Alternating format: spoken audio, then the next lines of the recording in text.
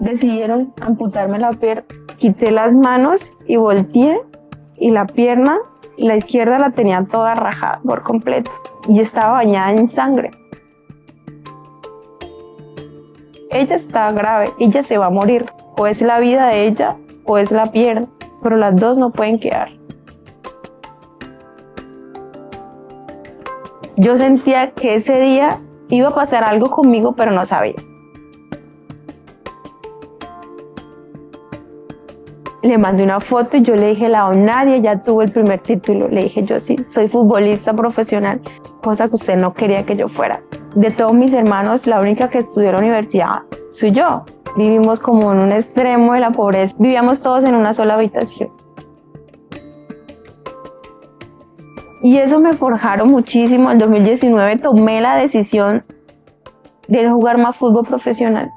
Hay momentos que no dan tiempo de prepararte, lo que llega nos sacude con miedo y mucha incertidumbre. Las cosas cambian y ya no vuelven a ser como antes, pero a veces, en medio de este caos, aparecen nuevas formas de conocernos, descubrir quiénes somos cuando ya no queda más que sostenernos a nosotros mismos. Joannis, qué alegría y qué honor tenerte hoy en nuestro podcast. Me siento muy honrada, contenta, yo te lo he expresado en varias ocasiones, en esa primera conversación que tuvimos por redes sociales también y después cuando nos conectamos. Para mí y para el equipo estamos muy contentos de conocer un poco más de Joanny en esa esencia y en ese recorrido de vida, más allá de lo que ya conocemos y la gran deportista que eres, cómo has transformado tu vida.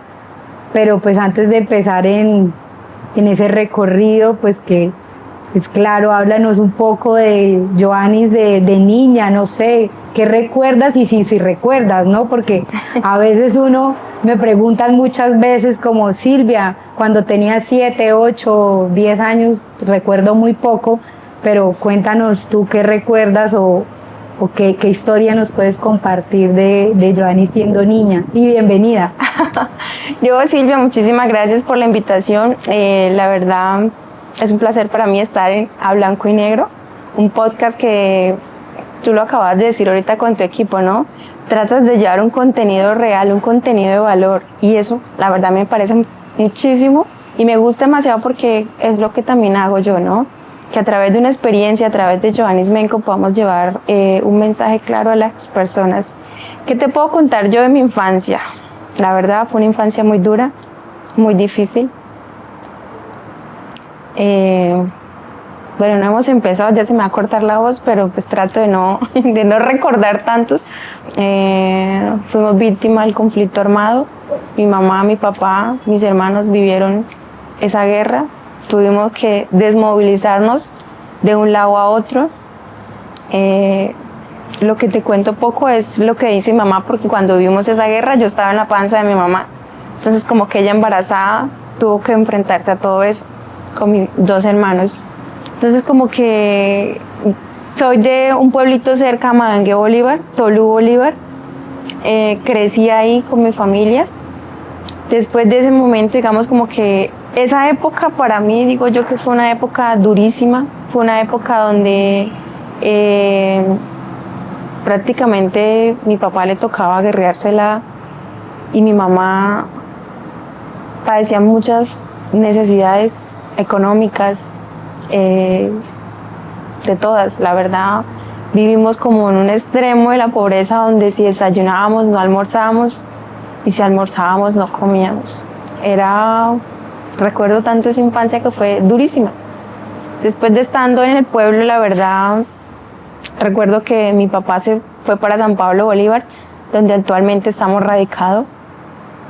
Mi papá se fue primero, después mandó a recoger a mi mamá, se llevó a mi hermano, el mayor, que a veces es un poco tedioso para él porque él le tocó trabajar para poder ayudar el sustento de los demás.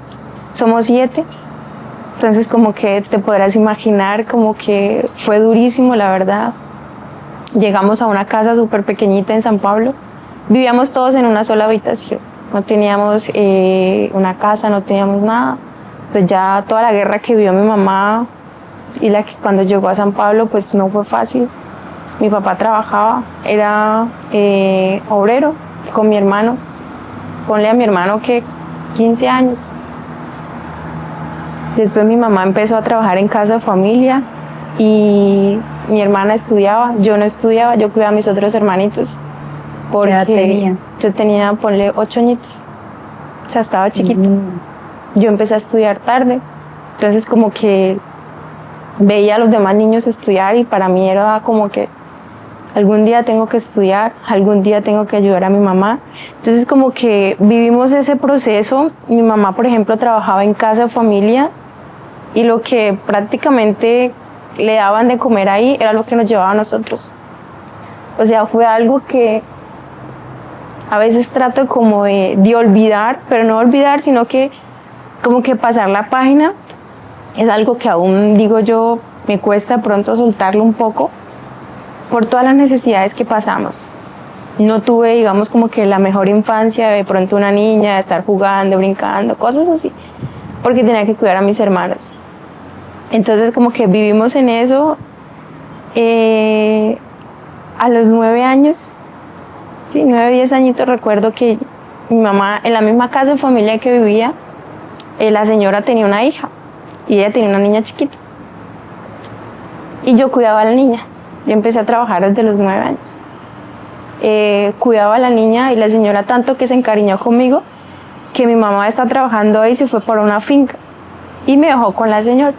Entonces como que la infancia mía no la viví al lado de mis hermanos, sino desde que nací hasta los 9 años, ponle. O sea, fue una infancia dura donde nos tocó trasladarnos, donde nos tocó salir y dejar atrás un pasado. Me crié con esa señora que pues hoy en día la recuerdo como una segunda mamá, todavía está viva. Me forjó, la verdad me forjó como con un carácter muy fuerte y hoy en día le agradezco. Desde los prácticamente 9, 10 años viví con ella hasta los 22 años. O sea, para mí no poder convivir con mis hermanas, no poder compartir con ella o con mis hermanos era durísimo.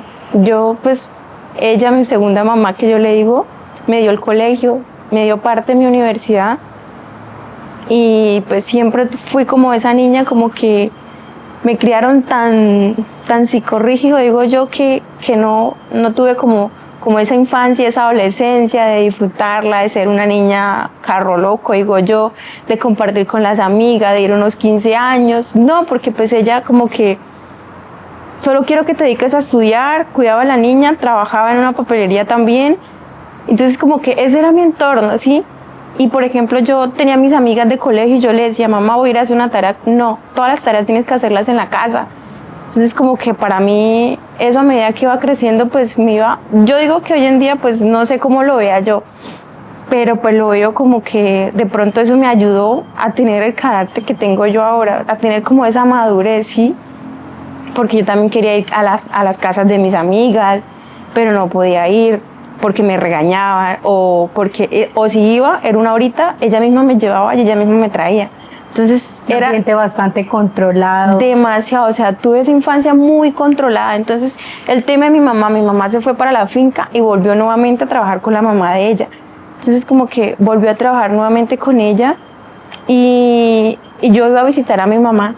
Entonces yo iba a visitar a mi mamá y pues ella tampoco no le gustaba tanto, ¿sí? O sea, como que yo tenía que ser de ella nada más y no de ir a visitar a mi mamá ni nada de eso. Entonces, aparte yo trabajaba, mire, yo trabajaba en una papelería, cuidaba a la niña, mi mamá me enseñó a cocinar de los 8 años porque tenía que cocinarle a mis hermanitos, cocinaba y trabajaba en el puerto de La Chalupa en el San Pablo vendiendo tiquetes, barranca, o sea, yo me la rebuscaba y tras de eso la buscaba para ayudarle a mi mamá también porque pues eran tantos mis hermanitos que yo por lo menos le costeaba a veces la lista de útiles escolares a alguno de ellos o estudiábamos juntos en el mismo colegio, entonces de lo que me daban a mí de merienda yo le daba a ellos también, o sea, porque fue durísimo. O sea, yo hoy en día miro a mis hermanos y les digo la verdad, crecieron bien, son 2 hombres de bien y somos 5 mujeres de bien, entonces como que todos crecimos bueno, todos nos, ellos crecieron fuertes, independientemente de las necesidades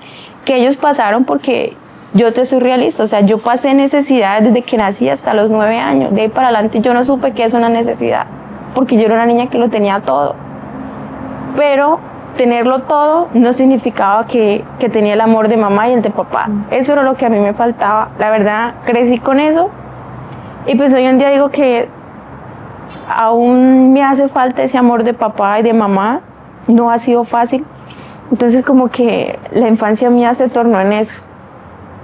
No son buenos recuerdos, a veces trato como de, tengo a mis sobrinos y trato como que ellos vivan la infancia que yo no tuve, que jueguen, que corran, que hagan esto, que una cosa, que la otra, porque yo digo que no hay cosa más bonito de un niño que crezca y diga, yo jugué con mis amigas y tengo esa anécdota y tengo lo otro, o sea, sí, yo tengo poquitas aventuras con mis amigas, pero porque las construía en el colegio. Ya fuera de mi colegio, ya para mí era difícil. Ya fuera del colegio tenías que llevar una vida de adulto. Solamente podrías ser niña mientras estabas en esos espacios. Y esa relación, tú dices, de vez en cuando podía visitar a mi mamá. ¿Cómo eran esos encuentros? Eran encuentros bonitos. Yo iba y mis hermanas estaban, y a veces yo llevaba que 2.000, que 3.000 pesos, cuando eso entonces eran platas y comprábamos dulce, claro, compartíamos y eran 2, 3, 4 horas, o a veces me iba todo el día, entonces mi mamá era como que estás bien, quieres eso, lo otro, y yo sí mamá estoy bien, y le llevaba cosas a mis hermanitos y compartía con ellos, jugaba porque me encantaba tanto el fútbol, mantenía toda sucia jugando fútbol, y pues ya en ese momento eran como de disfrutarlo con mis hermanos, ¿sí? Entonces hoy en día yo miro a mis hermanas y lo que yo te digo, o sea, a mí me hubiese gustado, por ejemplo, con mi hermana, que me peinaran o yo peinarlas a ellas, o sea, hay muchas cosas que uno como hermana tiene que hacer, pero pues después, independientemente de todo, pues la relación con mis hermanas es muy buena. Claro, a pesar de que estaban a distancia, siempre mantuvieron esa conexión, esa ser cómplice, el compartir esos momentos, y bien difícil, yo creo que hace años atrás la comunicación, hoy en día uno alcanza un celular, se conecta y tiene la comunicación directa. Imagino años atrás todo era muy, muy distinto y no se podía desarrollar de la misma manera. Tú nos dices, llego desde los 9, 10 años hasta los 19, me dices, 22. Hasta los 22 años. Después de los 22 años, ¿qué sigue? ¿Sales de la universidad, te gradúas a los 22 o empiezas a los 22? Yo me gradué en la universidad a los 24 años, creo, ya ni me acuerdo. Sí, como a los 23, 24 años, porque te dije, entré a estudiar, me gradué del colegio casi a los 18 años. A los 22, pues mis segundos papás, ellos me envían a Bucaramanga a estudiar, ¿sí? Entonces como que empecé a estudiar, tuve un problema con ellos. Entonces cuando ya tuve ese problema se generó el vínculo de separación. Entonces ya me dejé con ellos y ya pues llamé a mis papás biológicos y les dije, papá, pasó esta situación. Pues era tanto, o sea, me controlaban tanto la vida que yo ni hasta novio podía tener. O sea, yo tenía, para mí era duro, entonces te imaginas, o sea, una infancia un poco complicada, una adolescencia que de pronto yo, cuando me llevaba a los 15 años, yo era Cenicienta, antes de las 12 ya me iban a recoger, y yo sentía que a las 12 era lo más bueno, la fiesta. Claro. Entonces, como que para mí eso fue duro, entonces como que a los 22 años hubo esa ruptura, que fue difícil para mí, fue difícil aceptarlo porque pasé de tenerlo todo a no tenerlo nada. Sí, fue una decisión tuya. Y fue una decisión mía, la verdad, sí. Y dura porque tenías 22 años. Exacto, tenía 22 años, estaba en una ciudad que no conocía, llegué acá a los 19 años, no conocía la ciudad, me perdía, en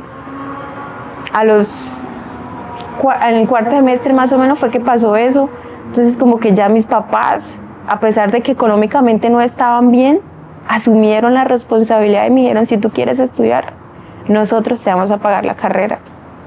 Entonces empezamos a estudiar, yo terminé estudiando becada con el deporte, porque yo siempre he sido una niña que me forjaron con un carácter, empecé a trabajar desde muy chiquita, entonces cuando yo llegué acá yo me la rebuscaba, yo soy tecnóloga en topografía, yo le hacía planos a los compañeros, le hacía las hojas de plancha, investigación, una cosa y la otra, yo, por ejemplo, también mi mamá dijo, te vamos a la universidad, te vamos a pagar la habitación, pero tú vas a cocinar. Entonces mis hermanos también se amarraron, como quien dice, la batuca y se montaron en el barco conmigo. Mi hermano me mandaba que 50, que 20, mi hermana me mandaba el mercado, yo cocinaba. Y a veces para mí era tedioso porque yo decía, llego cansada a la universidad, tengo que llegar a cocinar y todo, pues es complejo, ¿sí me entiende? Y lo que yo te decía, pues con mi otra mamá lo tenía todo. Desde que llegaba me lavaba todo y aceptar como la realidad para mí fue complejo. Entonces como que pasó esa ruptura y ya empecé con mis papás desde los 22 hasta ahorita actualmente voy a cumplir 31, estoy con mis papás, digamos como que estoy con ellos pero a la vez no estoy porque mantengo más en Bucaramanga que compartiendo con ellos. Entonces como que ese cariño, ese abracito de mamá, de papá todavía lo extraño muchísimo porque pues... Siempre ha sido a distancia, los lazos siempre han sido a distancia en esa parte familiar.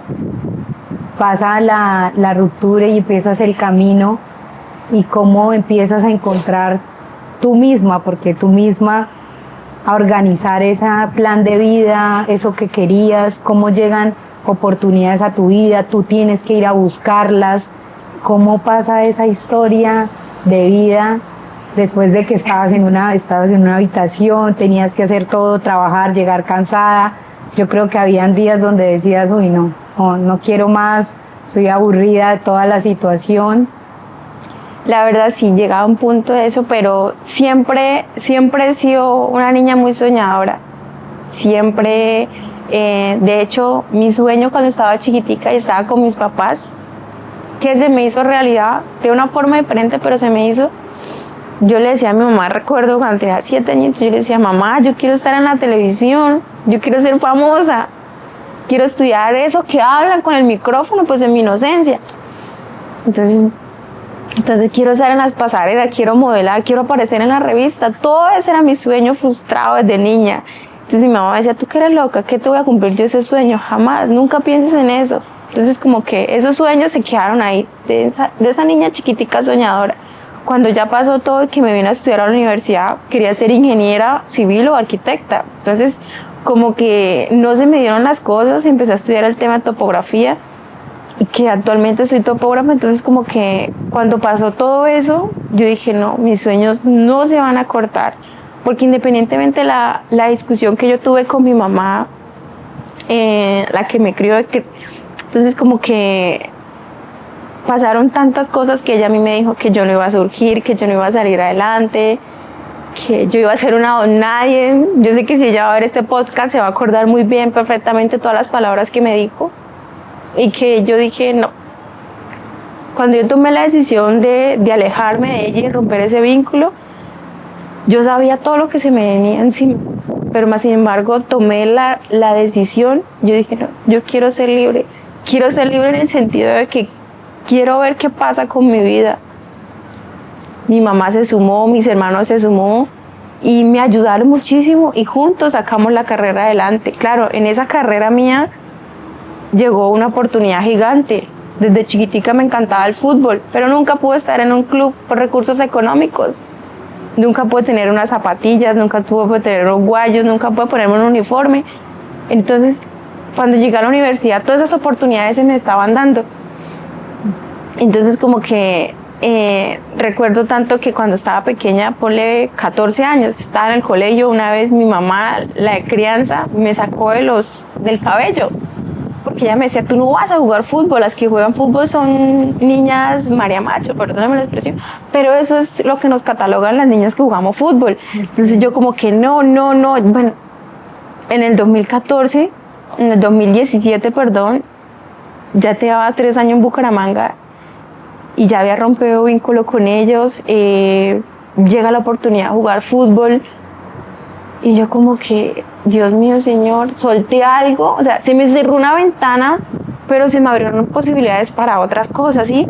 Entonces yo decía, no, ya era mayor de edad, yo puedo trabajar, yo puedo ejercer, yo puedo hacer esto. Entonces como que reinventé muchas cosas y yo dije, no voy a reinventarme la vida mía. La verdad, yo no me puedo quedar ahí y tampoco puedo hacer lo que ella me dijo que yo iba a hacer, ¿no? Yo tengo que ser alguien en la vida, alguien importante, me dije a mí misma ese día. Y así fue, llegó al fútbol en el 2017, fui pionera en el fútbol profesional femenino. Cuando firmé mi primer contrato en el 2017, o sea, era tanto como ese rencor que yo tenía contra ella, que yo vine, le mandé una foto y yo le dije, Nadia ya tuvo el primer título. Le dije, yo sí, soy futbolista profesional, cosa que usted no quería que yo fuera. O sea, yo estaba cegada con eso todavía. Pasó eso, en el 2018 me gradué de la universidad. O sea, me tocó duro la universidad porque el fútbol, la disciplina que tenía, a veces físicamente y mentalmente estaba agotada. Llegaba a la universidad y me quedaba dormida.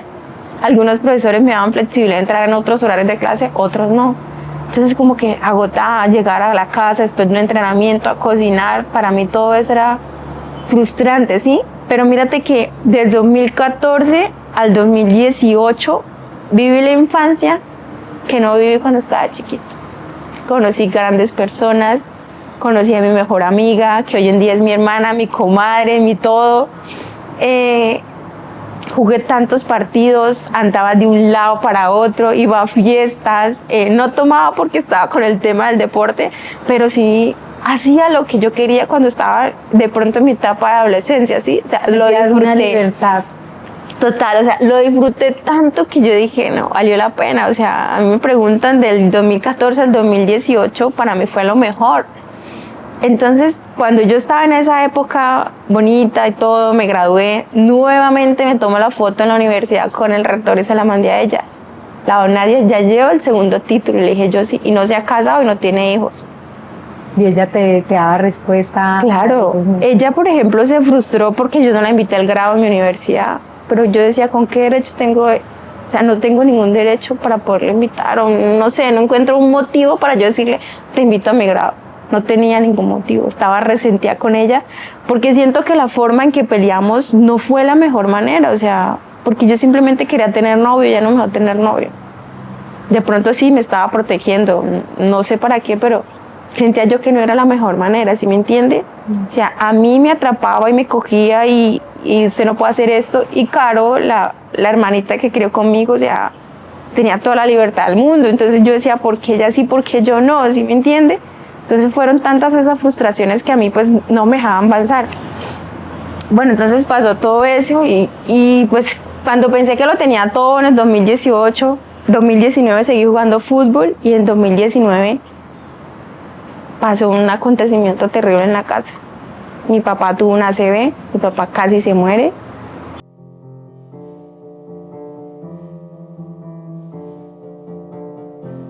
Todos tenemos una historia por contar y la tuya podría hacer la diferencia. En Blanco Negro no tenemos barreras, puedes compartirla y conectar en un espacio seguro junto a nosotros.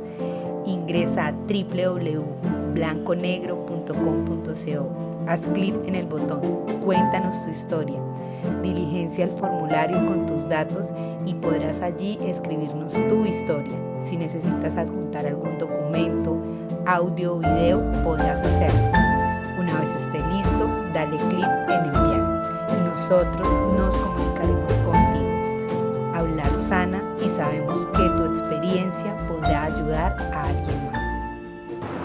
Yo creo que a mí la vida como que desde chiquitica me estaba forjando para algo grande, para tener quizás la mentalidad que tengo ahora, no sé. Me llamaron a mí en la noche y pues ya de noche para aquí no hay transporte para el pueblo. Y mi papá le dio una ACV, entonces no, o sea, mi papá estaba mal, mi papá se iba a morir y yo como que no puedo con tanto. Entonces en la madrugada me fui súper temprano, llegué al hospital, no le daban remisión ni nada a mi papá y yo firmé el consentimiento que lo sacaba del hospital y me lo traje en un bus para Bucaramanga, sola, porque mis hermanos, ninguno dijo me voy contigo, ni mi mamá tampoco, de pronto el miedo, no sé. O sea, la responsabilidad la asumes tú completamente. Yo asumí la responsabilidad de mi papá, o sea, yo tenía en la mano mía, tenía la vida de mi papá. Yo llegué a Bucaramanga, pues ya yo conocía cierta parte, si ya no me perdía. Y yo llegué a Bucaramanga, llegamos al terminal y yo cogí un taxi y le digo, señor, lléveme a la Foscal. Le dije, yo, fue la primera clínica que se vino a la cabeza. Llegué y no, aquí no la podemos atender, que su papá no tiene convenio. Entonces, lléveme al universitario. Nos fuimos para el universitario. Ya tuve que hacer una cola, mi papá esperando. O sea, mi papá, y tras de eso que le dio la ACV, tenía una media parálisis en el cuerpo. O sea, yo decía, Dios mío, Señor, o sea, ayúdame, Padre, no me lleves a mi papá, la verdad. O sea, tiene muchas cosas que ver todavía de mí. Entonces yo como que entramos y ahí empezaron a hacerles exámenes, todas esas cosas, ya lo remitieron después para la cardiovascular, ya le hicieron más avances y sí, mi papá le había dado una ACV. Afortunadamente yo lo traje, digamos, como con tiempo, ¿sí? No lo dejé más, donde yo lo hubiese dejado, de pronto mi papá se hubiese muerto. ¿Qué tal? Menos mal que el pueblo acá son 4 horas. Entonces siempre como que era bastante. Sí, o sea, pero para mí esas 4 horas se volvieron, créeme, una eternidad. Nunca veía yo cuando llegamos y bueno, pasó todo eso. Mi papá le dio eso, con terapias. Yo en el fútbol, mi mejor amiga iba, me llevaba almuerzo, me reemplazaba mientras yo iba y me bañaba. Y yo no sé ni cómo, o sea, mi vida era un 8, la verdad. Fueron prácticamente 2 meses así. O sea, yo entre la clínica a la cancha, yo ni dormía, no comía, era como que pendiente de mi papá. Claramente mis hermanos, o sea, ellos no pudieron venir, pero económicamente lo que hacían, me lo mandaban todo para mí, para yo darle a mi papá. Yo lo ayudaba con sus terapias, a llenar sopa de letra, porque tras de eso pues no podía escribir, no podía hablar, ni caminar. Entonces como que, y fue tanto la evolución de mi papá que hoy en día yo lo miro y yo le digo, pa, ¿te acuerdas del momento duro que vivimos? Y me dice, sí, pero gracias a ti estoy bien. Yo le digo, sí. O sea, fue un momento que me marcó a mí tanto, y como que ese fue un momento que yo dije, no, o sea, trabajé más la parte, digamos, como que mental mía. O sea, yo dije, no, cuando pensé que tenía todo, casi se va mi papá. Entonces yo decía, no, o sea, no sé, o sea, no sé qué tendrá la vida preparado para mí. La verdad, muchas veces renegué demasiado. Quería tirar la toalla, no quería seguir más con el fútbol. Quería trabajar y darle a mis papás todo. Entonces, como que pasó eso en el 2019, viví todas esas cosas y eso me forjaron muchísimo. En el 2019 tomé la decisión de no jugar más fútbol profesional. O sea, me dolía tanto en el alma, pero yo decía, están mis papás, quiero ayudarlos, quiero trabajar, ya tengo una carrera, ya me puedo enfrentar a la realidad. Y me decidí irme para el pueblo. 2019, ponle a finales de año. Me fui a trabajar y trabajé, me fue súper bien. La verdad, lo tenía todo. Tenía a mi mamá, estaba con mi mamá, mi papá, mis hermanos. Estaba como que viviendo ese momento también, otra vez, de sentirme Joanny, de sentirme realizada, ya con una carrera. Yo decía, no, ya le aportaba a mi mamá, cada vez que me pagaba, mamá, aquí está el mercado, necesitas esto. Recuerdo que cuando firmé el primer contrato de fútbol profesional, le compré un televisor gigante a mi mamá, porque pues el televisor era tan chiquito, y mi mamá es apasionada al fútbol, entonces yo le decía, no, mamá, tienes que ver tu mundial en un televisor grande. O sea, para mí todo eso me llenaba de satisfacción, de felicidad, y pensé tenerlo todo. Pero pues uno en esta vida no lo tiene nada. O sea, uno dice tenerlo todo, pero en realidad uno no tiene nada. Creemos tener el control de todo y creemos que llegamos a un punto a veces de la vida donde todo está estable, donde todo está bajo el control que creemos, y llega la vida a enseñarnos con situaciones que yo creo que ni imaginamos, ¿sabes? Que ni siquiera pasan por nuestra mente y llegan a sorprendernos una vez más y a enseñarnos, pero de inicio como seres humanos nunca vemos de principio las cosas como, ay no, esto me está pasando a mí para enseñarme algo. O sea, eso lo vemos desde una perspectiva distinta, con el tiempo, con la madurez y con la vivencia, pero sorpresivamente la vida nos está enseñando todo el tiempo, y unas veces con situaciones mucho más complejas. Y tú has tenido que tomar varias decisiones que son muy trascendentales no solamente para ti, sino con la responsabilidad y con la carga de una familia, de tus hermanos, de tu mamá, de tu papá. No es para nada fácil tu papá estar en una situación de firma, se puede morir si te lo llevas, y decidir asumir eso, después asumir estar en una recuperación. Si bien tú dices mis hermanos han sido o fueron partícipes financieramente, pero tú estabas acá, tú estabas estudiando fútbol, recuperación, y llegamos a un punto que como seres humanos también nos cansamos, nos fundimos, el cuerpo no da, no dormía lo suficiente. Cuando tú me cuentas o nos cuentas, decido renunciar y volver, ¿por qué esa decisión? ¿Por qué esa decisión? La verdad, porque pues ya, independientemente de lo que le pasó a mi papá, yo dije, mi papá no está para ponerse a trabajar. Mi mamá se salió de trabajar de la casa de familia, sí, o sea, y ella decidió, mi mamá me dio a mí la universidad a pedazo de tamal, sopa, hacía galletas, todavía la hace. De hecho, también en el contrato del fútbol, como al cuarto o quinto mes, le compré un horno para hacer pizzas, panochas, galletas, porque pues lo hacía como en el fogón de leña, y pues todo ese humo, ellos no sentían que la hacía mal, pero yo sí sabía, porque a mí me gusta mucho leer, investigar y todas esas cosas. Y yo sí sabía, entonces como que yo dije, no voy a darme la oportunidad de irme, no iba a pagar arriendo, no iba a pagar nada, tenía ya mis papás, tenía la casa, entonces yo lo que iba a pagar allá se lo iba a dar a ellos, ¿sí? Entonces como que empecé a trabajar y así fue, yo le empecé a dar a mi mamá, a mi papá, que el mercado para la casa no hacía falta, que necesito esto, entonces para mí ya eso, o sea, todo, yo decía, listo, es el fútbol y ya lo viví 3 años y fueron los mejores 3 años de mi vida. Cumplí el sueño porque de chiquitica siempre quería ser futbolista profesional, pero obviamente la economía nunca imaginé que me iba a alcanzar para llegar a ese sueño, ¿sí? Entonces cuando ya cumplí ese sueño y ya lo tenía todo, renuncié porque quería darle una calidad de vida a mis papás. Quería hacer como ese sustento, porque claro, mis hermanos estaban, pero pues aparte de mis hermanos, yo sé que si yo entraba ya con una profesión, una carrera encima, porque pues de todos mis hermanos, la única que estudió la universidad soy yo.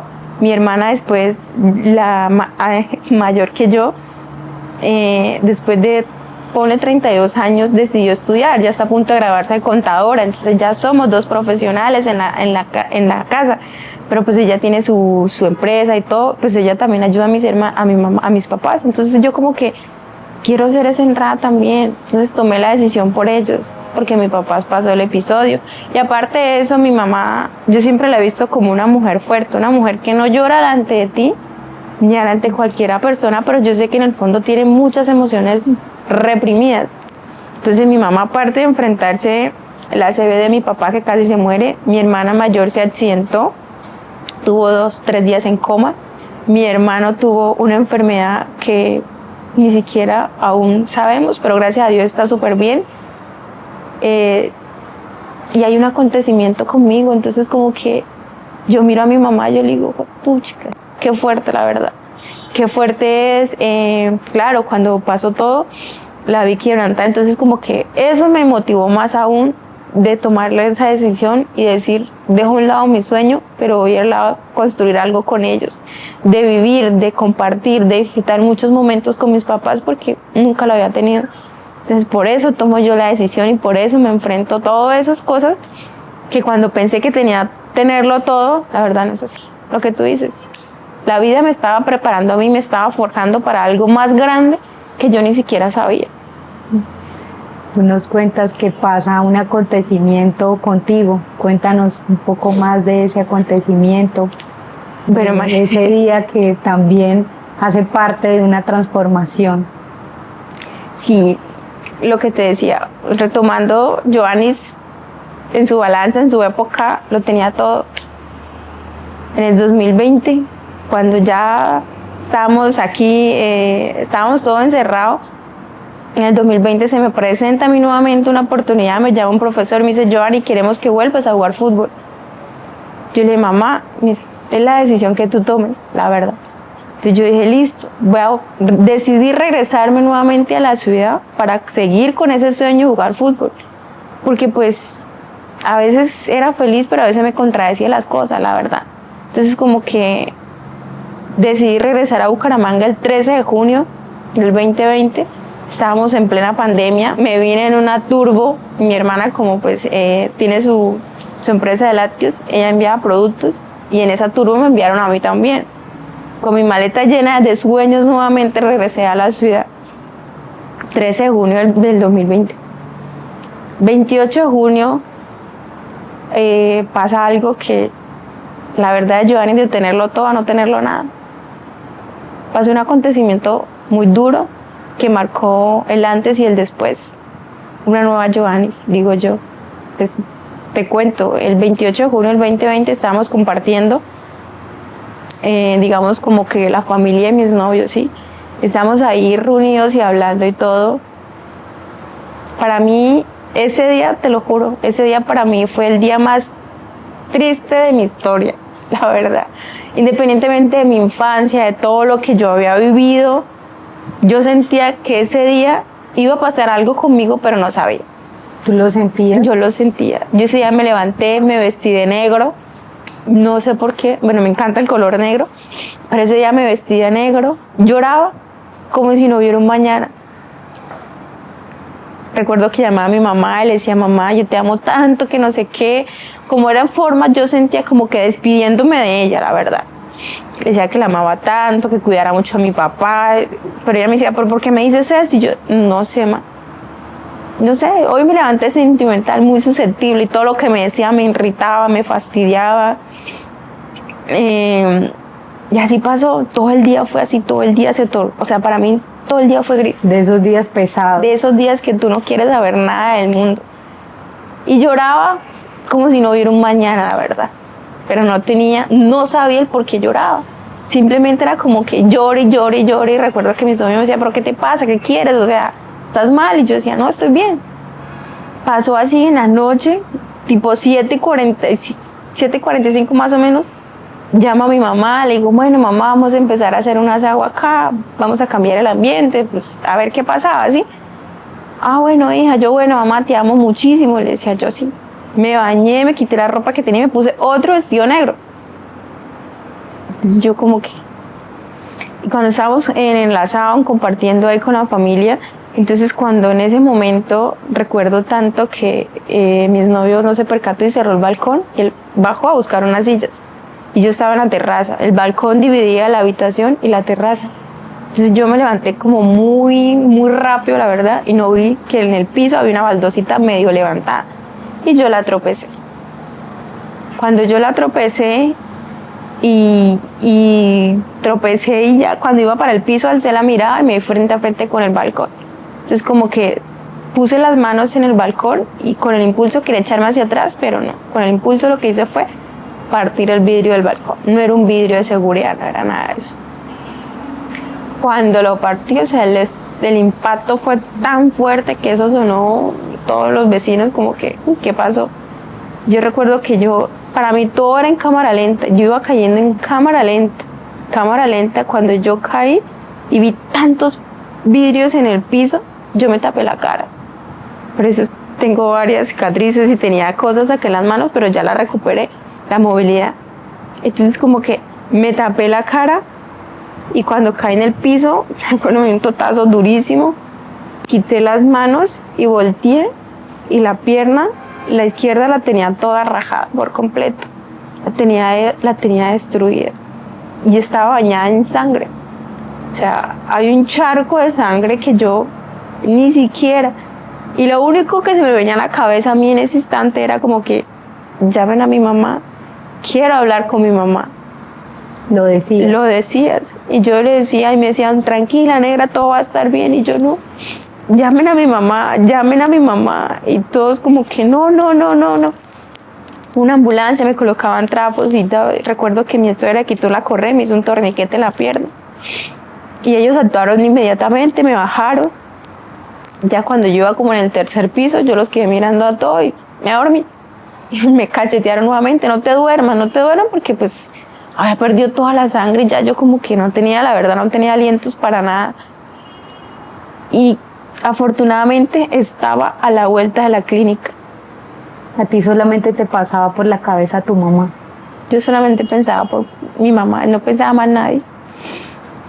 A la vuelta de la clínica me llevaron.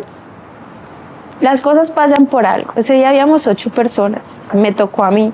Ese día en la mañana para mí se tornaba gris, se tornaba todo. Pero quizás de pronto Dios tenía un propósito grande para mí. Recuerdo, nunca perdí el conocimiento. Llegué a la clínica y urgencia, tú sabes que eso está full. Y urgencia ese día estaba abierto de par a par, como que me estaban esperando. Los médicos estaban chateando. Y yo llegué y de una, no, paciente, empezaron. Y los médicos de una me empezaron a colocar gasas. Me llevaron a un cuarto, me hicieron monitoreo y le dijeron a mi excuñado, ella está grave, ella se va a morir. Entonces los médicos empezaron a preguntarme mi nombre, yo escuchaba todo, yo firmé documento, todos. Entonces cuando yo ingresé y me hicieron eso, ya me llevaban a sala de cirugía. Cuando ya llego a sala de cirugía, la verdad, sí dije unas palabras como que entre voz y cortada, le dije a mi excuñado, me quité las cadenas, todo lo que tenía, y le dije, entrégale esto a mi mamá, dile que la amo mucho, que me perdone. O sea, yo tenía a mi mamá 24/7, que me perdone mucho porque yo sabía que en el fondo ella era la que más iba a sufrir, porque yo sabía que mi papá sí era fuerte, que mis hermanos sí eran fuertes, pero que mi mamá ya no aguantaba otro golpe más para ella. O sea, ella no lloraba, pero yo sabía en el fondo que ella sufría. Entonces como que entré al quirófano y cuando ya miré los doctores y todo, me iban a dormir, si le dije a Dios, si soy para ti, llévame, pero si me tienes para algo grande, déjame. ¿De qué forma? No sé. Lo que yo te cuente de aquí para allá, lo que les cuente a todos, es algo que ya me cuenta mi mamá, ¿sí? Que fue la que ella vivió todo ese proceso. Yo tuve mi accidente el 28, tuve 3 cirugías, ninguna de las 3 cirugías respondieron, y ya el 1 de julio, mis papás, los doctores le dan la noticia, ustedes tienen que tomar una decisión, o es la vida de ella, o es la pierna, pero las dos no pueden quedar. Entonces, yo me imagino que para eso, para mi mamá fue otro golpe duro. O sea, ella solamente pensaba en que yo jugaba fútbol, en que yo cómo iba a salir adelante, en que la vida mía se iba a quedar ahí estancada y ya no más. Tomó tarde la decisión. Mi papá sí dijo, yo firmo, es mi hija, yo la voy a querer como sea, pero la voy a querer. Mi hermana, la mayor, estaba tan que no sabía qué decisión tomar. Y al último firmaron el consentimiento. Mi papá lo hizo virtual. Mi papá era yo, confieso.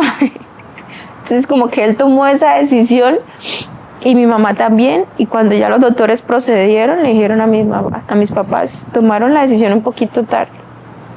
Solo un milagro puede salvarle. Y le dice mi mamá, doctor, la última palabra la tiene Dios. Y así fue.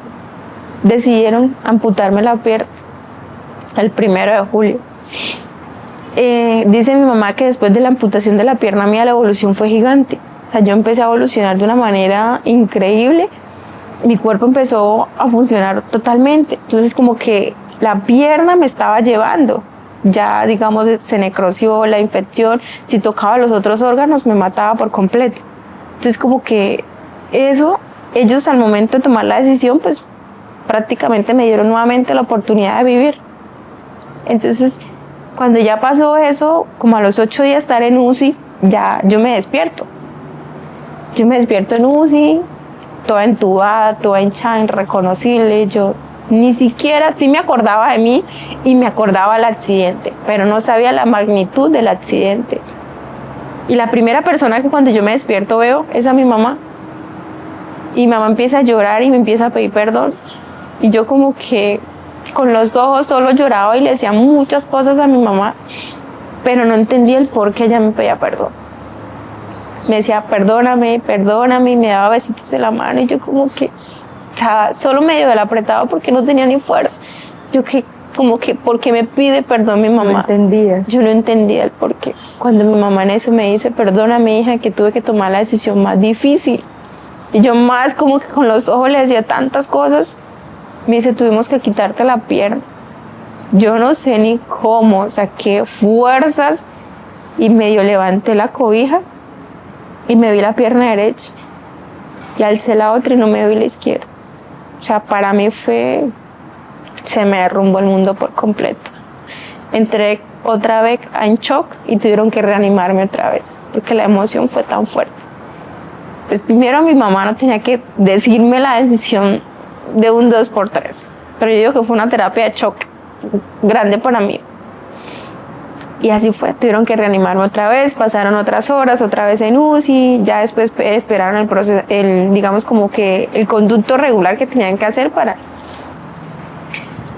Bueno, después de ya revisarme la pierna que no la tenía, pasó lo del código azul y todo, otra vez volví a la vida. Y ya llegan pues los doctores, ¿no? A hacer su debido proceso como debe ser.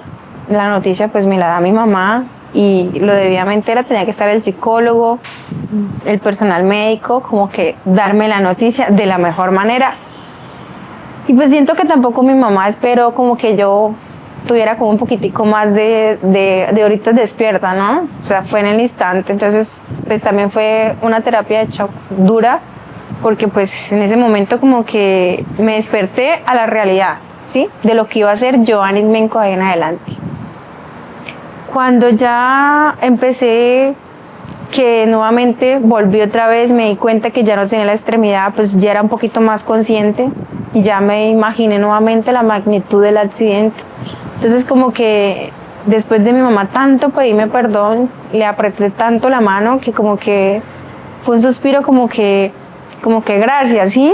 Gracias por haberme dado nuevamente la vida, gracias porque independientemente firmaste el consentimiento, lo firmaron y pues los doctores actuaron y pues el último que tenía la palabra era Dios y me devolvió. Entonces cuando ya empecé el proceso de evolución fue rápido, como a las, yo no recuerdo bien, pero supongo yo que como a las horas o al día ya empezaron a quitarme aparatos, ¿sí? Empezaron a quitarme el tubo, tenía por acá una manguera que era como que donde me daban comida, cosas así. O sea, yo estaba o sea, para mí era un trauma verme tanto físicamente ya y también ya como que en un espejo verme la carita, porque independientemente yo me veía la pierna, pero no me había visto cómo estaba. Entonces yo en mi casa yo decía, mamá, yo soy un monstruo, porque estaba rehinchadísima. Yo perdí toda mi sangre, yo tengo como 28 transfusiones de sangre. Entonces como que mis hermanos a veces me la montan, porque no eres hermana de nosotras. Y yo como... Entonces como que en ese proceso empezamos a aceptarlo y ya cuando me retiran todo, pues ya me bajan a piso, ¿no? Ya en piso empiezo a vivir ya como un poquito más duro, ¿no? Ya como que verme atada como que a máquinas y un poquitón de cosas que yo ni siquiera sabía. De hecho, yo, por ejemplo, el dolor era tan intenso. O sea, yo lloraba y yo lloraba y yo lloraba y yo lloraba, independientemente que yo me hacía la fuerte, yo lloraba muchísimo. No verme la pierna para mí era demasiado complejo. Entonces, como que de tanto llorar hubo un punto en mi vida que yo como que pensé, yo dije, no, hay tantas cosas en mí que, no sé, la verdad pasaban muchísimas cosas en mí. Duré 15 días en la clínica, pero aparte de mi accidente, yo la verdad no imaginaba lo que yo vivía en la clínica era diferente a lo que mis papás estaban enfrentando afuera, porque mis papás afuera tenían una batalla con los medios, una batalla con la familia de mi exnovio, una batalla, sí, tenían tantos por qué. De hecho, cuando a mí me bajaron a piso, mi hermana entró inmediatamente y la pregunta a ella es, ¿qué te pasó? ¿Te empujaron? ¿Te tiraron? ¿Te hicieron esto? Y yo era, ¿te caíste? O sea, yo todavía era en shock y después yo le pregunté, ¿por qué me haces tantas preguntas? Entonces, claro, ellos necesitaban una explicación, el por qué mi mamá había hablado conmigo y a los 10 minutos le da la noticia. O sea, ya no entendía el por qué. Entonces como que cuando ya pasó y yo leí las cosas, entonces mi hermana vuelve y sale. Pero yo no tenía idea de lo que estaba pasando afuera. Cuando yo recuerdo que llegó un enfermero, de hecho tuve la mejor atención en la clínica, pero no tenía ni idea por qué la tenía. Porque yo era igual que cualquier otra persona, decía yo. Y entró un enfermero y me dice, ay, tú eres Joannis Menco, no sé qué. O sea, me contó lo que estaba pasando, cosa que no hizo ni mi hermana, ni mi mamá, ni mis novios en su tiempo. Entonces yo como que, y yo lo quedé mirando y saco un periódico gigante y estoy yo en portada en primera fila, o sea, con los guantes y todo. O sea, para mí fue un momento nuevamente frustrante verme ahí, y yo como que no, yo lo cogí, se lo riqué y se lo tiré, yo le dije, o sea, lo grité y lo insulté que se fuera de mi habitación porque, o sea, sentía que no era el momento. Y empecé a vivir eso. Entonces entró mi hermana y empezó a explicarme lo que estaba pasando. Duré 15 días en la clínica y esos 15 días fueron bonitos, no los puedo negar, fueron bonitos independientemente del dolor. Me volví adicta a la morfina, o sea, el dolor era tan fuerte que yo eran pinchazos de morfina a toda hora. Quería estar controlada, quería estar, o sea, sin dolor y sin nada. A los 15 días salgo de la clínica, pero cuando iba a salir, o sea, tenía que enfrentarme a la realidad, porque en la clínica todo era bonito. 4 paredes para mí eran espectacular.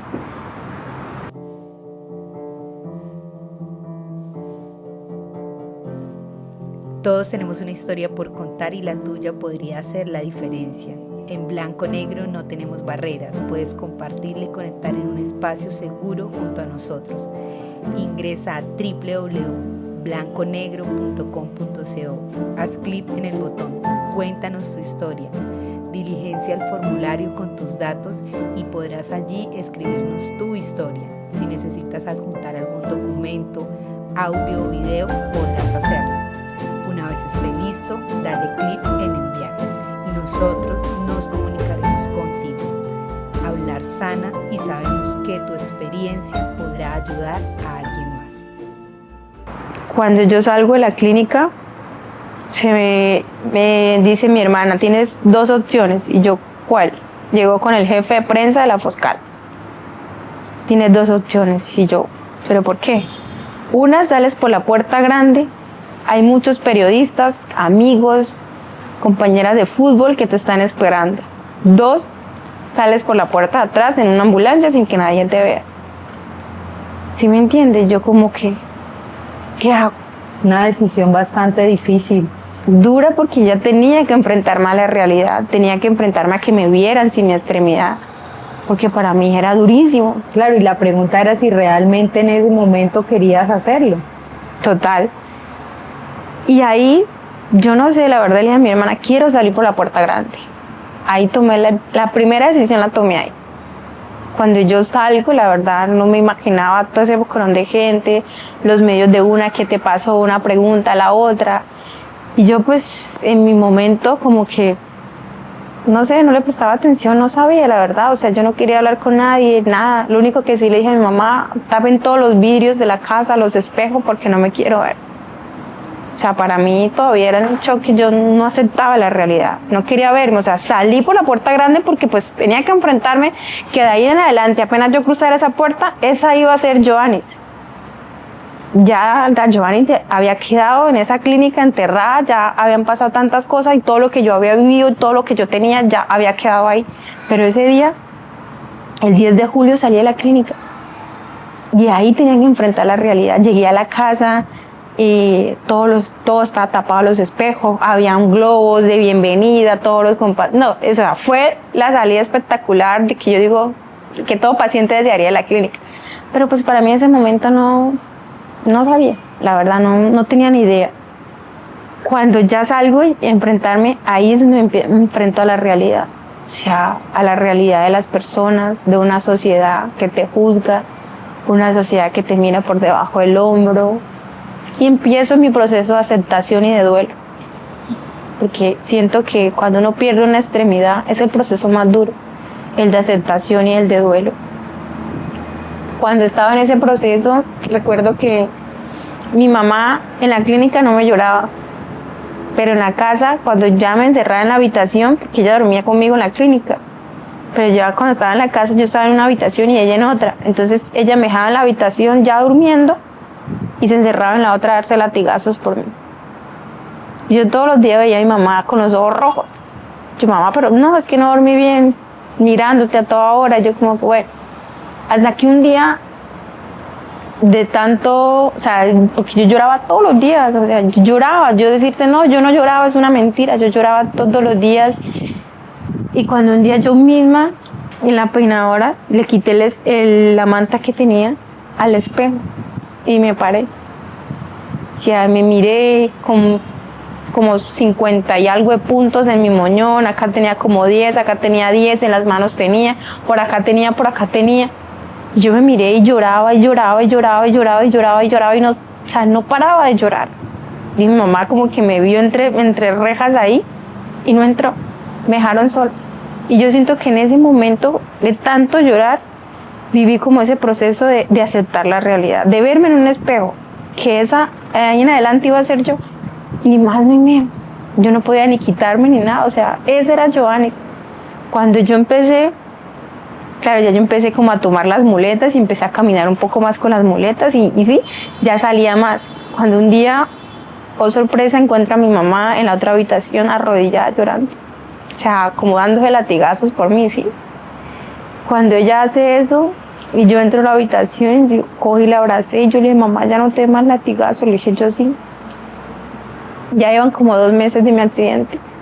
Yo le dije, ya no te des más latigazos. Ya lo que pasó, pasó. Te prometo que yo voy a aceptar la realidad. Yo voy a vivir, yo voy a salir adelante. Ese día lloramos juntas y yo le dije, que las próximas lágrimas mías sean lágrimas de felicidad, no lágrimas de tristeza, le dije yo. Ya es momento de tomar las riendas, de salir adelante y ya, aceptar. Ese es el propósito que tiene Dios conmigo. ¿Para qué? No sé. Le pedí una segunda oportunidad, me la dio, pero no sé qué propósito tenga Él conmigo.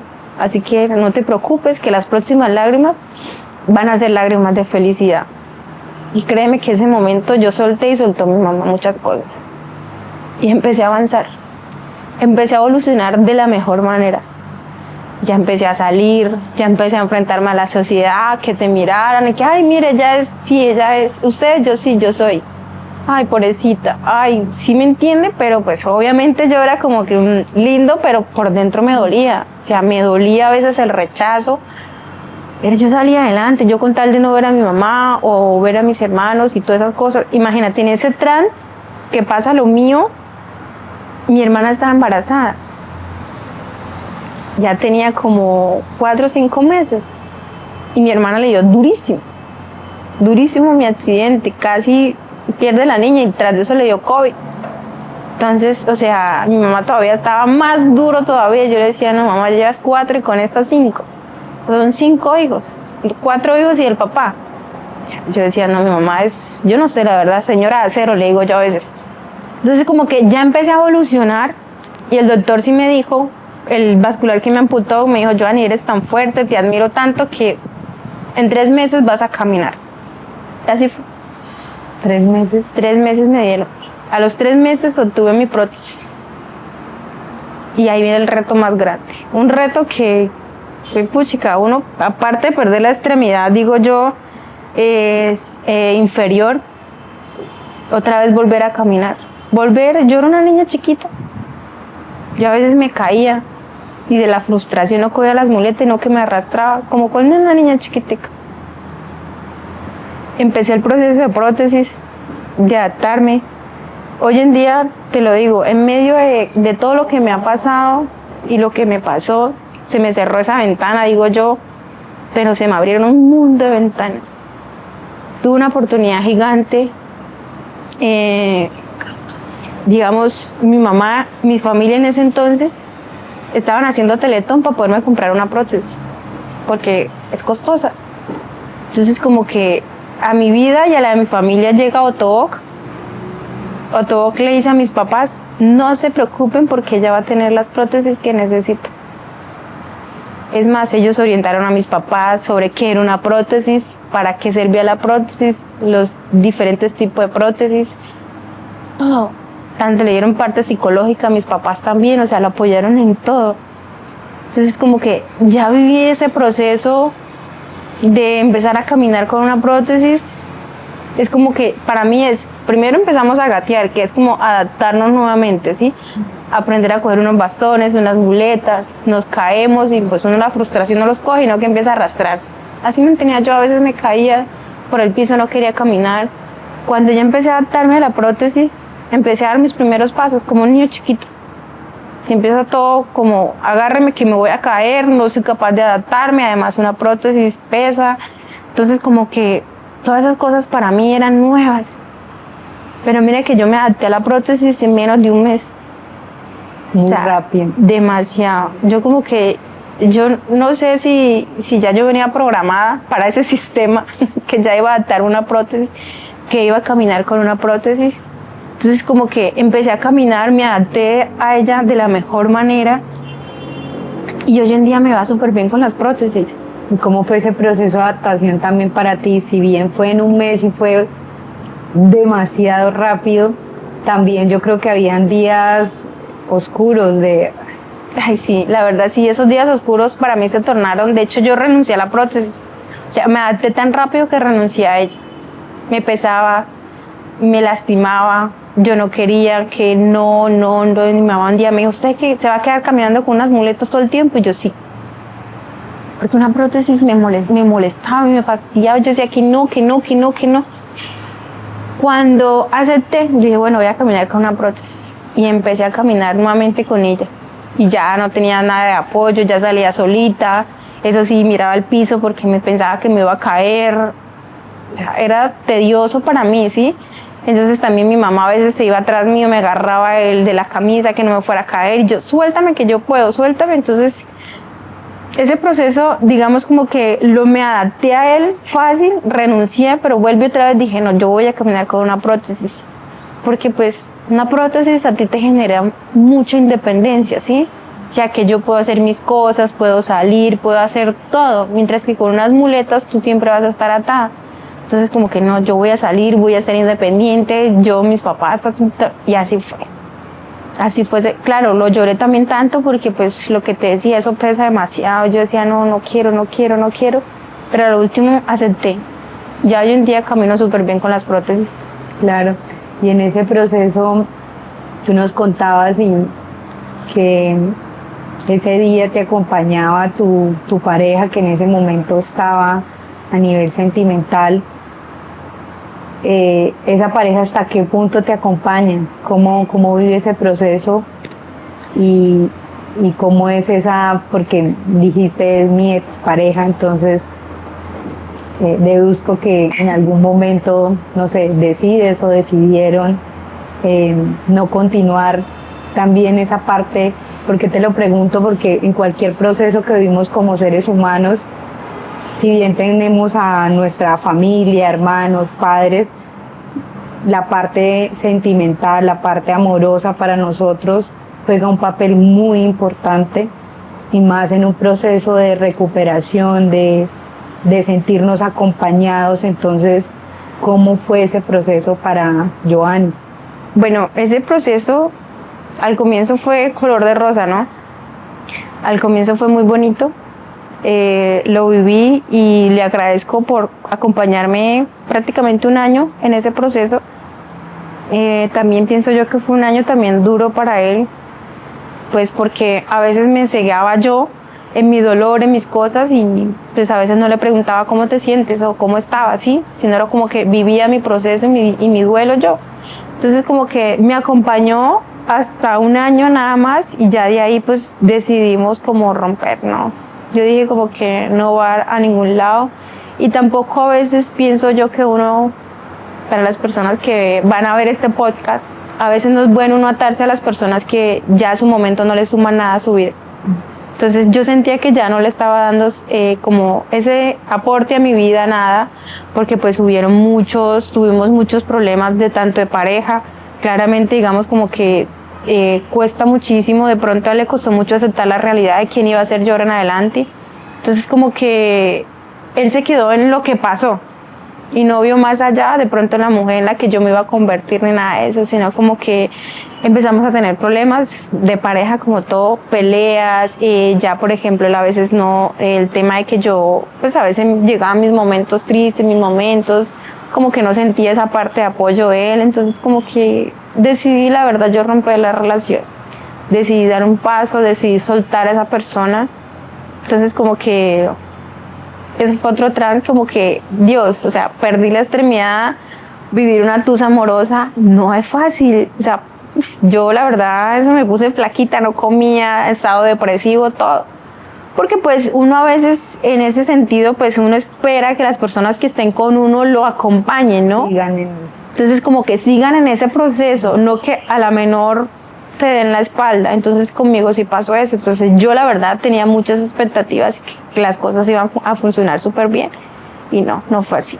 Además hubieron temas amorosos con otras personas, entonces como que la verdad fue así. Fue un momento duro y un momento también que yo sentía como que esa persona me estaba hundiendo. O sea, no me ayudaba a salir, sino que me hundía. Entonces yo decía, no, si ya yo me había fortalecido con mi mamá, había trabajado esa parte, después de un año, prácticamente mi accidente, yo tenía que salir adelante, yo tenía que, o sea, seguir surgiendo, no quedarme ahí en lo que pasó.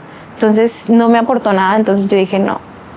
Y nada, o sea, aparte de eso, pues él vivió conmigo el año del accidente, decidió también irse como a los 7 meses de mi accidente para otro país y después regresar como si nada, o sea, para mí también eso fue durísimo. Entonces como que viví ese duelo, viví la tusa, yo dije no más, o sea, no más, yo me merezco a alguien que verdaderamente me admire por lo que soy, que me quiera por lo que soy y que aparte de eso sea un equipo, no una persona que me diga tú no puedes brillar o que apague mi luz para poder brillar. Entonces no, por eso terminó todo eso. Claro, y eso también, imagino lo difícil del proceso, porque vivimos momentos en la vida y vives un momento donde tú misma dices una Joannis de un antes y un después, pero también ese después trae muchas transformaciones en todos los aspectos, donde realmente la palabra transformación es completa, sí. Completa, desde la persona que en algún momento soñaron o proyectaron estar juntos, porque cuando uno tiene una relación amorosa, sentimental, pues indudablemente uno tiene sueños, metas en común, propósitos, y también renunciar a eso, acabamos con esta relación y sigo mi camino o sigo nuevas oportunidades, también son decisiones bastante complejas, ya con todo lo que esto traía consigo en reencuentro contigo, con la familia, en la parte laboral y activa tuya, porque habías tomado una decisión, estabas en un momento donde tú decías, siento que lo tengo todo, me sentía tranquila, feliz con lo que estaba. También cómo viene a ti esa nueva transformación de lo que hacías antes, lo que te dedicabas a nivel deportivo, a nivel profesional, el propósito de vida, también surgió una transformación.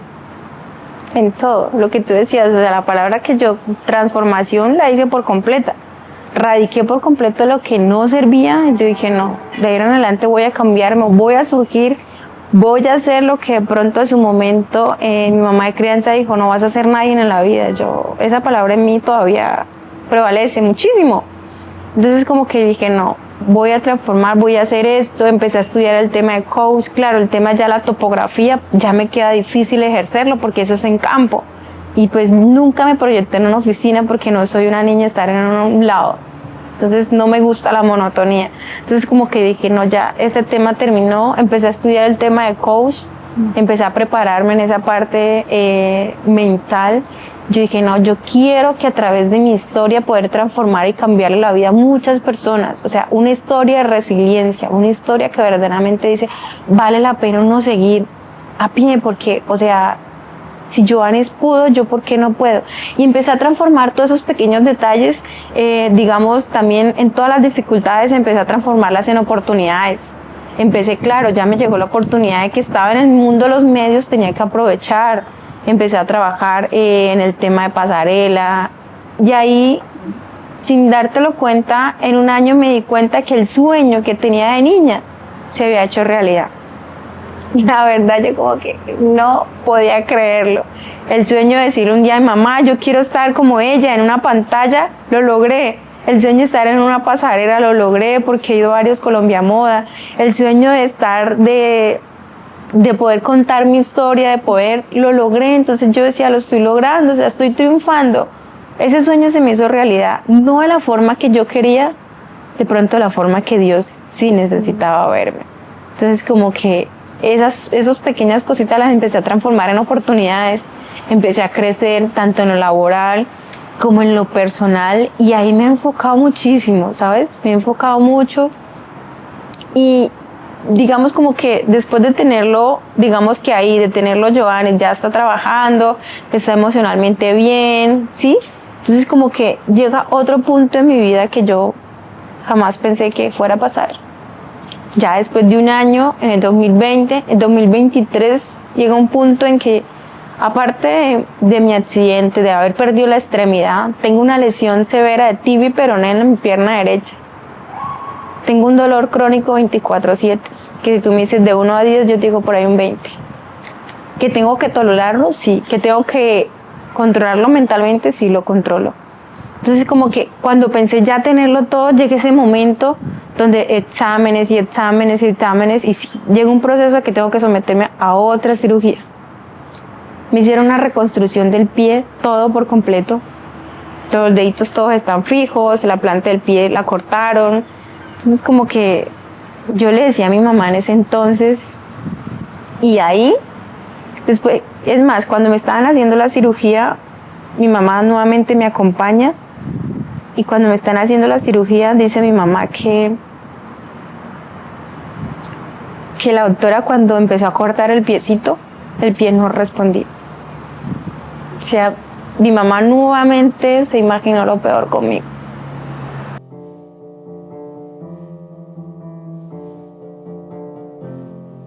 Todos tenemos una historia por contar y la tuya podría hacer la diferencia. En Blanco Negro no tenemos barreras, puedes compartirla y conectar en un espacio seguro junto a nosotros.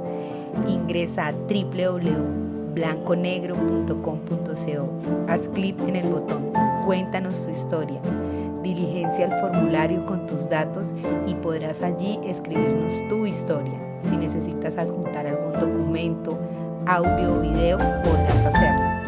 Una vez esté listo, dale clic en enviar y nosotros nos comunicaremos contigo. Hablar sana, y sabemos que tu experiencia podrá ayudar a alguien más. Vuelvo a entrar al quirófano, tomando y aceptando una decisión que de pronto para mi mamá era difícil, nuevamente, digamos, como recordar lo que ya había pasado hace unos años. Entonces como que firmé el consentimiento, y mi mamá también lo hace. Entonces como que al momento de la cirugía el piecito no evolucionaba de la mejor manera, le dan un lapso de tiempo de 25 a 30 minutos y vuelve otra vez, él la recuperaron nuevamente y proceden a hacer la cirugía, porque si no recuperaba, pues tenía que someterme nuevamente a otra amputación. Yo como que, pues, cuando ya me hacen la cirugía, pues, y me enyesan la pierna, la cirugía me enyesaron la pierna de la rodilla para abajo. Entonces, ahí viene otro proceso que ya pensé que estar bien, pero no, en realidad no estaba bien. Ahí me enfrento con otra realidad. Empecé a hacer la balanza del tema de las discapacidades. No tengo una extremidad, la otra está enyesada, ¿cómo voy a caminar? O sea, todos los días me miraba en un espejo y yo decía, Diosito, ¿por qué a mí? ¿Por qué yo? Yo le decía, ¿por qué? Si ya perdí una pierna, ¿por qué no me dejaste la otra buena? O sea, si ya he pasado por tantos procesos, ¿por qué ya no me dejas en uno quieto, sí? O sea, muchas veces peleaba y peleaba y peleaba. Entonces me tocó una silla de rueda. O sea, una silla de rueda 24/7 y en la cama, para mí era frustrante. La verdad, ahí viví otro proceso durísimo. Era frustrante porque cuando perdí mi pierna, pues me movilizaban las muletas, ¿sí? pero ya perder la pierna y tener la otra enyesada ya prácticamente no la tenía. En ese momento no la tenía. Entonces depender de mi mamá que me alzara, me llevara al baño, me sentara, que una cosa, la otra. Pues en ese proceso no vi a mi mamá llorando, pero yo sí era la que más lloraba. Pero no lloraba enfrente de ella porque yo sabía que ella se iba a derrumbar. Entonces como que lloraba en silencio. A veces ella salía, voy a ir a la tienda a comprar algo, era el momento de llorar. Era el momento de llorar y era el momento de... Muchas veces cogí y me bajaba de la cama, me pegaba durísimo cuando me bajaba. Pero era un momento de frustración, era un momento de rabia porque yo decía, Dios mío, ¿cómo es esto? O sea, ahí entendí y me puse en los zapatos de la persona que mantiene en silla de rueda 24/7. Yo dije, qué duro y qué difícil es. O sea, si yo lo viví un mes, yo no me quiero imaginar a esa persona que queda por el resto de su vida. Entonces yo le decía todo eso a mi mamá y me decía, no pienses en eso, todo va a salir bien, todo va a estar bien, mira que todo es por mejorar, por tu salud. Entonces muchas veces le decía, mamá, pero ¿por qué yo? O sea, ¿por qué tantas personas malas y no les pasa cosas? Y yo, dije, o sea, ¿qué malo hice? ¿Te hice algo? Me decía, no me has hecho nada. Yo entonces le hice algo a mi papá, me dice, no, siempre has sido buena niña, siempre has sido juiciosa, nos has ayudado, nos has aportado muchas cosas. Entonces yo le decía, ¿pero por qué? ¿Por qué? ¿Por qué? ¿Por qué? Y siempre me cuestionaba. Entonces como que en ese mes, porque fue un mes duro, a los 15 días me quitaron el yeso. Entonces como que cuando ya me quitaron el yeso, pues sentía como que iba a mejorar, pero no, sorpresa, en mi pie había muchos tornillos. Habían tornillos y yo decía, ¿y ahora cómo voy a caminar yo con esto? No voy a caminar. Entonces solo me quitaron el yeso, pero tenía que andar con los tornillos 24. No dormía bien porque tenía miedo que me fueran a enredar las cobijas. O sea, viví con un trauma psicológicamente duro en ese mes, la verdad, que yo pensé que tampoco, o sea, después de lo que ya había vivido que estaba bien, pensé que no iba a ser capaz de levantarme. Cuando ya como al mes me quitaron los tornillos, los pines que tenía todo y empiezo el proceso de terapia psicológica y física. Yo decía, yo la verdad ya iba al psicólogo y yo le decía, ¿qué quiere que le diga? No le voy a decir nada, estoy bien, pero en realidad no estaba bien. Las terapias eran dolorosas, o sea, yo decía como que ya me enfrenté a una que fue a caminar, a aprenderme a atar a la prótesis y todo. Ahora nuevamente otra vez con esta. Me sometí a esa cirugía, bueno, viví el proceso y decidí nuevamente levantarme. Dije, no, esto no me va a tumbar. Si no me tumbó la pérdida de la pierna, una cirugía en mi pie no me va a tumbar. Y ahí nuevamente decidí construirme otra vez, levantarme, salir como el ave fénix, volver a renacer. Una vez más. Una vez más, la verdad sí. Una de tantas veces que me he quebrantado, esta vez decidí levantarme. Y yo dije, y más fuerte, y más duro, y voy con toda. Y le dije a mi mamá otra vez, ya las próximas lágrimas otra vez van a ser lágrimas de felicidad. Pero cuando yo siempre pienso que estoy feliz, Dios me dice, como, yo no sé si es Dios, yo le digo, a veces peleamos nosotros dos, pero yo digo, no, la vida me dice todavía no. Entonces como que, o sea, viví ese proceso. Hace poquito, en el 2025, me someto a otra cirugía. Entonces yo como que a veces digo, ¿qué me estará pasando? O no sé para qué patadita la suerte me tienen, no sé la verdad. Me pregunto muchas veces eso. No obstante, 2025, que dije, voy con toda, pum, enero, al quirófano. Entonces como que, Dios mío, Señor, qué fuerte. La verdad, hoy en día me miro y miro al espejo y digo, me admiro muchísimo por cada lágrima que he derramado, por lo fuerte que he sido y por lo que aún, yo sé que la vida aún me espera para quién sabe cuántas batallas más. Pero todos los días me levanto con una motivación y con una sonrisa gigante y yo digo, para grandes cosas estoy. No es fácil. No es fácil y todavía hay un proceso ahí. Todavía hay proceso, todavía hay cuestionamientos que normalmente nos tenemos como seres humanos.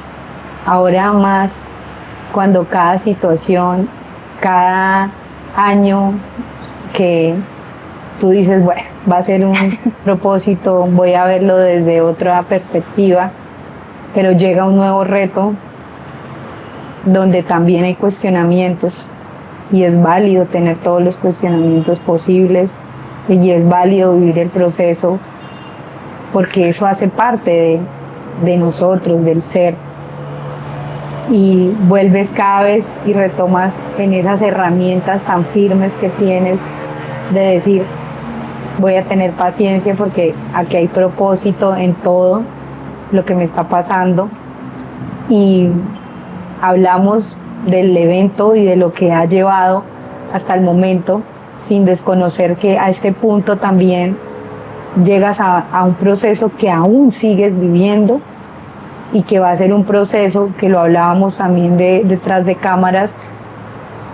Pienso yo que es algo continuo, algo constante, porque muchas veces vemos la pérdida sin vivirlo, que es solamente superarlo, ¿sabes? O sea, como ya no está y lo superas y tienes nuevas cosas, pero no es tan sencillo, porque realmente venimos con nuestras piernas, nuestros brazos, todo, y que lleguen a faltar en un momento de nuestra vida nos lleva a replantearnos cómo vivimos, cómo funcionamos diariamente, desde las cosas más cotidianas, pero también venimos nosotros, y tú lo decías, donde a veces ese subconsciente cree que todavía está ahí la pierna, que todavía está ahí.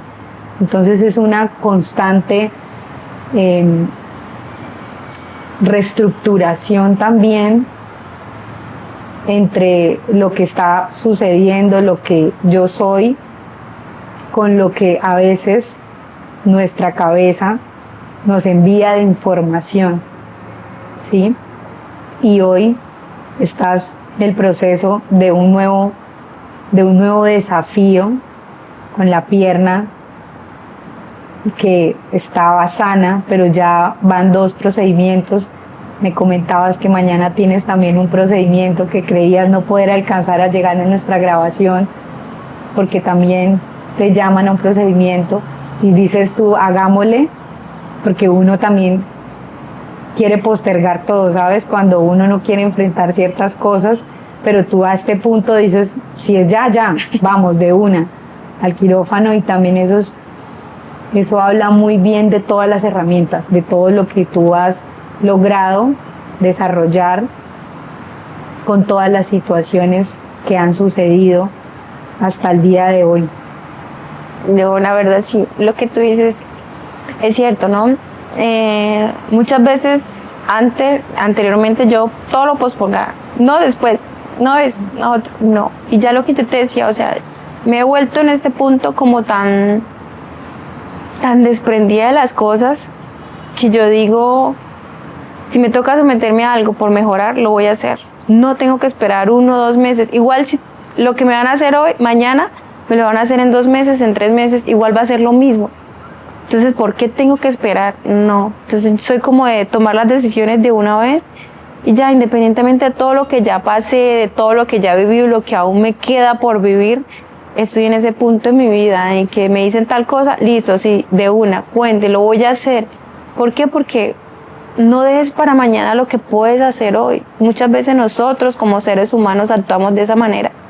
Dejamos todo a un lado por miedo al que dirán o por miedo a lo que me van a hacer. Y no es así. Siento que si Dios nos da nuestras herramientas, a los médicos, a ustedes como terapeutas, a todas las personas, si tienen las herramientas de poder ayudarse, de poder mejorar, ¿por qué no lo hacen o por qué no las toman? Entonces he aprendido también todo eso, ¿sí? Entonces como que si la vida me da oportunidad, ayer fui a la cita y le dije, y tuve la cita y todo, los papeles, yo, Dios mío, si el procedimiento es para mí, bien, y si no, pues voy a esperar el momento. Hoy me llaman y me dan la noticia, otro reto más que tengo que someterme, sí, de pronto una semana de quietud, estar quieta, como que, Dios mío, ya, suéltame, pero no. Todo lo que sea por mejorar, créeme que bienvenido sea. No quiero estar con un dolor 24/7. Quiero tener calidad de vida, porque lo que dices, perder la extremidad, listo. uno dice todos los días paso la página, está bien, pero pues uno dice, a veces me cohíbo de hacer ciertas cosas por la pierna.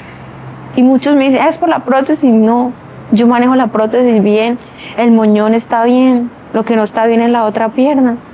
Entonces, a veces tengo compañeras que también tienen la misma amputación mía, feliz de la vida, son mamás, son esposas, realizan su vida normal.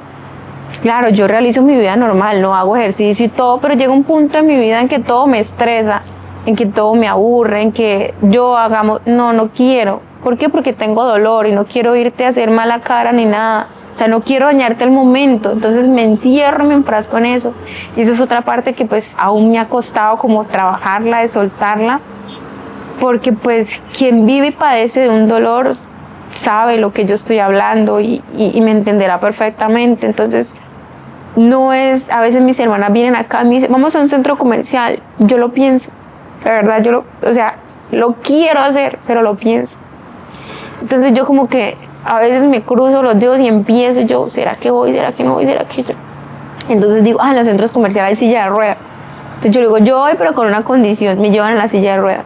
Entonces, o a veces echo la silla de ruedas en mi carro, o a veces en el centro comercial, pues nos dan la silla de ruedas. Solo voy con eso, solo por verlas a ella feliz, y ¿sí me entiende? O a veces vamos a tal lado, no puedo, o sea, me cohíbo de esas cosas, pero por lo mismo, por el temor, por no dañarle el momento a la persona. Entonces como que trato y vivo en mi mundo. Es algo que tengo que trabajar todavía y me cuesta. Casi muy poco llegamos a conectar y a profundizar con lo que realmente... sí, o sea, lo que uno busca, exacto. Digamos, conectar a Giovanni desde su esencia, desde su ser, de lo que es. Y de lo que, o sea, había una antes de Giovanni, entonces todo el mundo se enfoca es como en lo que pasó. Entonces, no, venga, en lo que pasó sí está bien, pero antes hay un trasfondo que muchas personas no conocen, y está bien. Y eso es como lo más lindo, lo maravilloso de nosotros, y es que nuestra historia hace parte de esa esencia. Y también me gustó mucho el mensaje, lo que yo te digo de cierre, porque es realmente lo que buscamos. Lo que a veces queremos como seres humanos es buscar como, ya tienes solucionado, o sea, ¿y qué es lo que sigue? Y ya tienes todo planificado, y la sociedad y el mismo entorno, el mismo estilo de vida que tenemos y que creemos que nos llevan a tener como esas limitaciones y a concretar ciertas cosas que no quiero concretar. O sea, en este momento no lo sé, pero si no lo sabes, entonces te cuestionan, ¿sabes? O sea, ¿por qué no lo sabes? Tienes que tenerlo claro. Y nosotros, como seres humanos, no tenemos que tener claro muchas cosas. Simplemente no lo sé, no tengo ni idea, y en este momento no me interesa. Entonces, cuando uno actúa de esa manera, entonces es un petulante, es un grosero, Total. Sí, es que muchas personas, eso pasa, entonces uno como que, no, Giovanni, es que tienes, yo no sé, no lo sé, lo que yo te decía ahorita en el procedimiento que me voy a someter pueden pasar muchas cosas, pero yo en realidad no sé qué soy. Entonces todos los días estoy como aprendiendo, todos los días estoy evolucionando, porque es eso, o sea, todos los días trato de buscar la versión mía. Obviamente va a llegar un punto en que quiero tener la mejor versión de Giovanni, pero todavía no sé en qué punto la voy a conseguir, porque yo digo que todos los días, puede que en un mes, 2 meses, pase lo de la pierna nuevamente. Tenía como 3 años que no me pasaba. Hace 20 días volvió a pasar, por eso estoy en los procedimientos y todo. Entonces, todo es tan incierto en esta vida que uno no sabe. Por eso toca, yo siempre digo, por eso toca vivir el hoy, el presente, porque el futuro no sabemos. Entonces, como que Así me enfrento en eso. ¿Tú crees en las energías? Mucho, Mucho. demasiado. ¿Puedo tener tu mano? Claro que sí. Quiero enviarte mi mayor energía, fortaleza para cada situación que enfrentas, sea de la manera más sabia posible y de la manera correcta. Y recuerda, Johannes, que no hay decisiones perfectas, no tienes que saber las respuestas. La misma vida te dará la guía y el conocimiento para ello. Te envío la mayor energía blanca posible que te cubre de pies a cabeza. Mañana el procedimiento saldrá de la manera más perfecta. Gracias.